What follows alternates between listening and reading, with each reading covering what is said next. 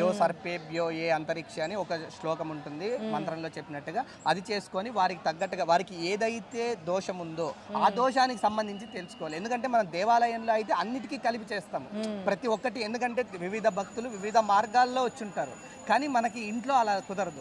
కేవలం మనం ఏదైతే మనకి తొలగాలి అంటే మనం దేనికోసం, వివాహమా, సంతానమా, ఉద్యోగమా, వ్యాపారమా, ఏదైనా కూడా ఆ అమ్మలగన్నయమ్మ ముగురమ్మల మూలపుటమ్మ అని భాగవతంలో చెప్పినట్టుగా ఆ నాగదేవత అమ్మవారు అత్యంత పవిత్రమైన అత్యంత పర్వదినంగా ఈ నాగుల చవితి రోజు ఇంట్లో కూడా చేసుకోవచ్చు. వారు ఏ దానికైతే చేస్తున్నారో దానికి మాత్రమే ఇంట్లో చేయాలి. ఓకే, కొంతమందికి అంటే కేవలం నాగదోషం ఉన్న వాళ్ళే ఇక్కడికి వస్తే బాగుంటుందా? ఏ దోషాలు ఉన్న వాళ్ళు? అలా ఏం లేదు.